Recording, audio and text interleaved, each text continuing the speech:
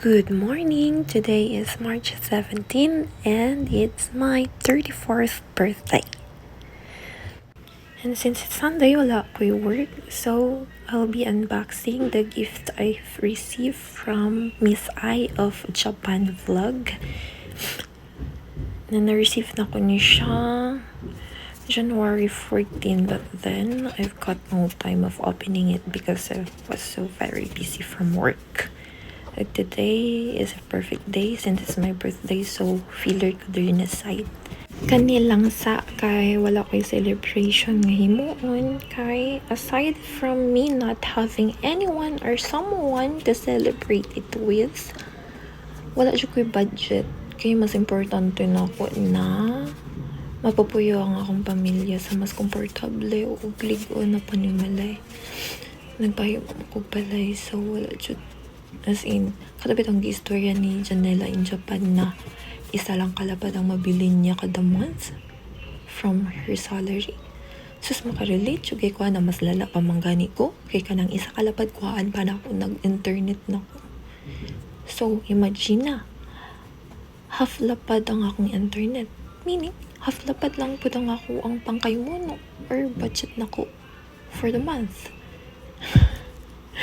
Sus, Diyos ko, makahuna lang mo kung saan klaseng budget ang akong gihimo diri para lang jud may tawid.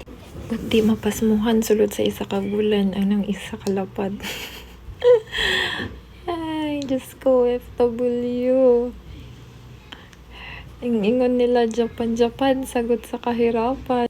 Oo, sana sa Pilipinas, pero pag ikaw na diri sa Japan, ay Diyos ko, pahirap kang Japan tayo muna ay na lang jud ug aray ug gusto ra kag kanang suroy-suroy lang kay na kung inani ang nature sa trabaho nimo.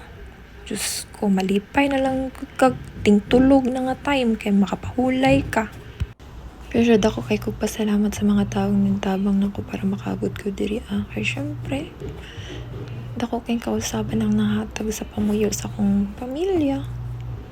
Bisag lisod ang kinabuhi diri basta ginahuna na lang nako na ang importante makatabang ko o makasave for the future kaya syempre di man ta forever na bata. Ay, 34 naman ko so tigulang na ko. Kalimot na ko. Ay, Diyos ko, huna-huna na may feeling na ko bata sus, taas na kaya akong rant, no? So, balik ta diri sa akong gi-unbox. Sus, daghan man di kay nigsulod, uy. Ug excited na yung kay ko ipang sukod ni sila isa-isa. For sure, sakto jud kay ni sa ako. Murag magka-size lang jud kay ni Miss I. Ug mas excited ko na masuot ni siya. Muna ako po siyang gi-open kay hapit naman ang ting bloom sa Sakura. Ug wala jud ko na feel sa akong gihuna-una. Nakakita siya ko kay ko perfect na pang outfit. Ay, pang aura-aura dahi. Diyos ko, excited na noon siya kay ko. Thank you so much for all of this, Miss I of Japan Vlog. And moving on, I'll be unboxing the next parcel I've got from my mama.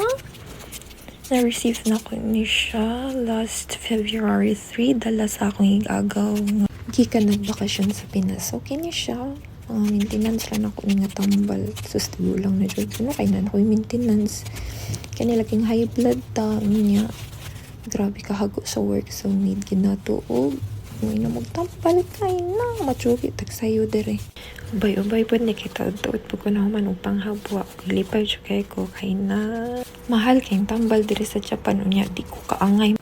Imbis kay mababa akong BP. Malipong naman noon ko niya. Pero tayo naman taasa noon. Huwag na pwede kipadala si mama sa kuha diri na vitamins para sa akong mga kabukugan. Sabon pang iwas sa pimples kay napagabot na ko diri. Grabe siya kaya akong breakout. As in, mura na siyang tinaw. Mura siyang kalsada gani nga rough road. Nawa na lala. Kahimutan na pati sariling naong. Huwag na pwede ay ko diri. Tawas para sa akong mga bako. Kina, magkapakapat na yaman ni maho kalain. Wagayot. Tapos na-upload ko hapalas kay di na madadag vitamins lang. Diyos ko sa kahago. Nidagid na ako magpahid-pahid.